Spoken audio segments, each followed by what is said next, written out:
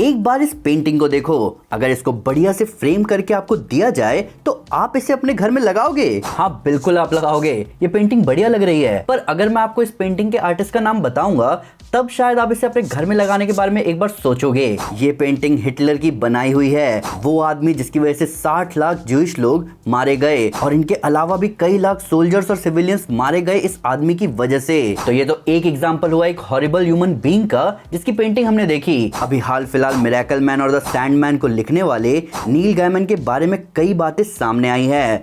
2024 की शुरुआत में कुछ औरतों ने सामने आकर नील गैमन पर इल्जाम लगाया है सेक्सुअल मिसकंडक्ट का, और अभी कुछ भी प्रूव नहीं हुआ है। पर अगर आप इन इल्जामों के डिटेल्स पढ़ोगे तो आपके होश उड़ जाएंगे। मैंने डिस्क्रिप्शन में इसका लिंक दिया है। अब जैसे ही ये इल्जाम यानी एलिगेशन सामने आए, डिज्नी ने उनकी लिखी हुई द ग्रेवयार्ड बुक का प्रोडक्शन रोक दिया, जिसके साथ साथ उनके लिखे हुए गुड ओमेन्स के सीजन 3 का प्रोडक्शन भी रोक दिया गया। ये बहुत कॉमन होता है जब इस तरह के मिसकंडक्ट सामने आते हैं। हॉलीवुड ऐसा पहली बार नहीं कर रहा। जब किसी आर्टिस्ट के दुष्कर्म सामने आते हैं या उन पर अगर एलिगेशंस भी लगाए जाते हैं तो उससे जुड़े सारे कामों से लोग पीछे हटने लग जाते हैं और इसका पूरा सेंस बनता है। पर हम ऑडियंस का क्या? द सैंडमैन बुक में जो कैलियोपे की कहानी है वो कहीं ना कहीं एक नया रूप ले लेगी अगर ये एलिगेशन सच हो जाते हैं तो, जहां कम से कम मेरे लिए सैंडमैन को वापस पढ़ पाना या सीरीज को देख पाना थोड़ा मुश्किल हो जाएगा। पर कई लोग आर्ट को आर्टिस्ट से सेपरेट कर पाते हैं। मैंने कई लोगों को बताया कि ये पेंटिंग हिटलर ने बनाई है और उसके बावजूद भी लोग इसको अपने घर में लगाने के लिए रेडी थे, जहां कई लोगों ने इसका रीजन ये दिया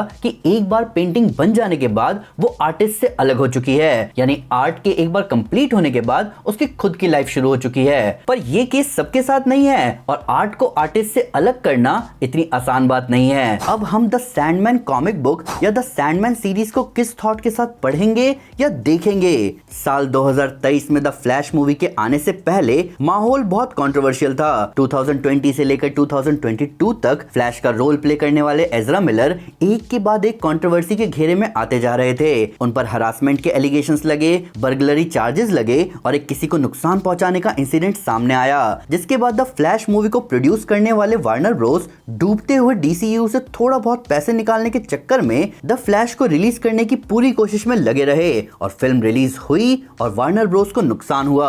वैसे फिल्म फ्लॉप कई सारे रीजन से हुई है, पर मेनली यहाँ एजरा मिलर को लेकर कंट्रोवर्सी सबसे बड़ा रीजन था। हालांकि मुझे अच्छी बात यहाँ ये लगी कि इन सब के बाद मेंटल हेल्थ को प्रमोट किया गया कि सबको अपनी मेंटल हेल्थ का ध्यान रखना चाहिए, पर इस कारण कई उनकी जबरदस्त मूवीज को फैंस अब उस नजर से नहीं देख पाएंगे जिस लगाव से वो पहले देख पाते थे।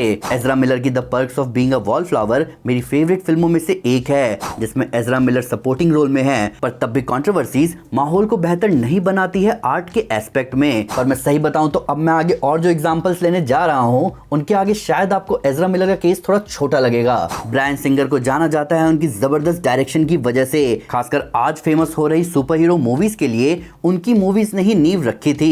एक्समैन मूवीज ने इस सेंचुरी के पहले 2 डेकेड में फैंस को एंटरटेन किया। ब्रायन सिंगर ने X Men, X2, Superman Returns, X Men Days of Future Past, X Men Apocalypse और बोहेमियन रैप्सोडी जैसी जबरदस्त मूवीज बनाई है। पर साल 2014, 2017 और 2019 में ब्रायन पर मल्टीपल सीरियस एलिगेशंस लगे, जिनमें से कुछ को उन्होंने आउट ऑफ कोर्ट सेटल करवा लिया।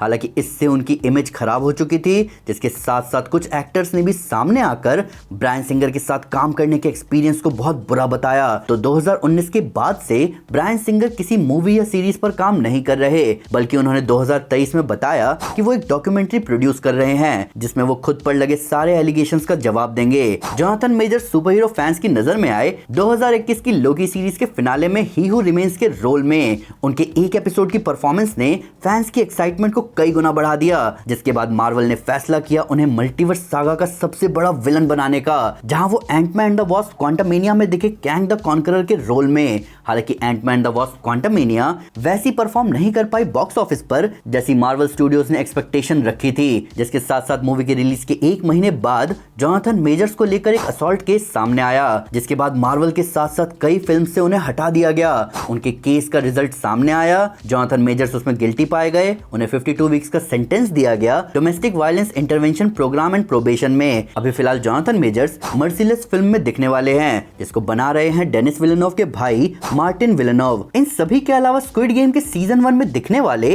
ओ योंग सू को गोल्डन ग्लोब अवार्ड मिला था उनके स्क्विड गेम में ओएल नाम का रोल प्ले करने के लिए, पर उन्हें 2024 की मार्च में चार्ज किया गया सेक्सुअल मिसकंडक्ट के लिए, जिसके बाद कई लोगों के लिए सीजन 1 को देखने का एक्सपीरियंस थोड़ा चेंज हो गया।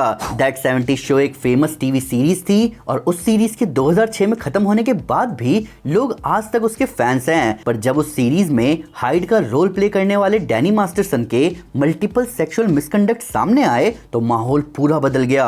रिक एंड मॉर्टी के साथ भी ऐसा ही हुआ। इस एनिमेटेड सीरीज का हर कोई फैन है। इसके को क्रिएटर जस्टिन रॉयलैंड की आवाज का हर कोई फैन था, जिन्होंने मेन कैरेक्टर्स रिक और मॉर्टी दोनों को आवाज देने के साथ साथ कई दूसरे कैरेक्टर्स को भी आवाज दी। पर 2023 में उन्हें चार्ज किया गया डोमेस्टिक बैटरी और फॉल्स इम्प्रिजनमेंट के लिए, जिसके साथ साथ कई एलिगेशंस भी सामने आए। तब रिक एंड मॉर्टी की नेटवर्क एडल्ट स्विम ने उन्हें फायर कर दिया। हालांकि उसी साल उन पर लगे चार्जेस ड्रॉप भी हो गए, पर उनकी फायरिंग ड्रॉप नहीं हुई। कायदे से एडल्ट स्विम को उनसे माफी मांगनी चाहिए थी, पर ऐसा हुआ नहीं। ना ही उन्होंने किसी से कुछ कहा, जो कि कहीं ना कहीं सवालों को खड़ा करता है कि क्या लोगों के मिसकंडक्ट की कहानी उन पर लगे चार्जेस से भी आगे है। इस लिस्ट में अभी और नाम हैं और ये प्रोमिनेंट नाम हैं। केविन स्पेसी एक टैलेंटेड एक्टर है, पर आज लोग उन्हें उस नजर से नहीं देखते।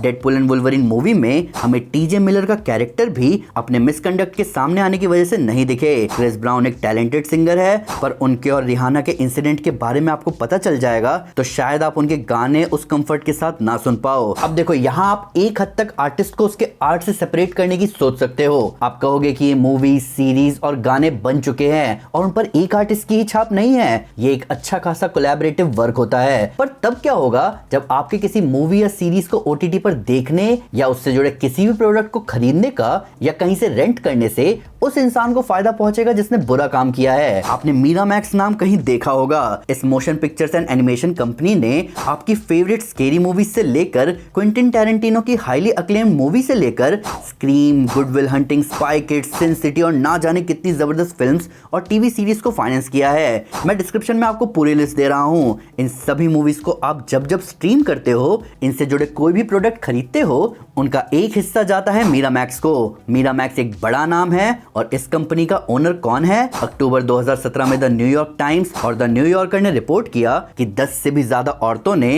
हार्वी वाइनस्टाइन के खिलाफ सेक्सुअल मिसकंडक्ट का केस फाइल किया है, जिसके बाद 80 से भी ज्यादा एलिगेशंस फिर सामने आए और इसके बाद कई पावरफुल लोगों के खिलाफ आवाज सामने आना शुरू हुआ, जहां से मी टू कैंपेन सामने आया। इसे वाइनस्टीन इफेक्ट नाम दिया गया। सोचो, इस आदमी ने इतना बुरा काम किया है कि लोगों के बुराई के खिलाफ सामने आने को इसी के नाम का इफेक्ट कहा गया। अभी हार्वी वाइनस्टीन जेल में है। उनकी एक और कंपनी है जिसने और भी कई सारी मूवीज बनाई है, द वाइनस्टीन कंपनी, जिसे फिलहाल तो उनके भाई देखते हैं। इस कंपनी के अंडर बनी मूवीज की लिस्ट भी आपको डिस्क्रिप्शन में मिल जाएगी। यहाँ ये भी देखा जाना चाहिए कि एक इंसान के बुरे काम से कैसे पैशनेट आर्टिस्ट के अचीवमेंट पर भी असर पड़ता है। तो आर्ट और उसको बनाने वाला हमेशा जुड़ा होता है। हम में से कई लोग चाहेंगे आर्ट को आर्टिस्ट से अलग रखकर देखना, पर रियलिटी ये है कि फाइनेंशियली और मोरली सोचा जाए तो ये इतना आसान नहीं है। देखो, मैं मानता हूँ कि दुनिया बहुत अच्छी भी नहीं है, बहुत बुरी भी नहीं है, और पब्लिक ओपिनियन कभी कभार चीजों को जरूरत से ज्यादा डिमोनाइज कर देते हैं। कई जगह फॉल्स एक्यूजेशंस भी होते हैं और पब्लिक रिलेशन यानी पीआर क्या चीज होती है ये हम सब जानते हैं। कुछ गलतियों के लिए अगर किसी आर्टिस्ट को सजा मिलती है और वो अपनी सजा पूरी करके वापस सोसाइटी का हिस्सा बन जाता है तो गलत काम करने की सजा में मिल गई, और सजा यानी पनिशमेंट कहीं ना कहीं काफी होती है इंसान के अपनी गलतियों को समझकर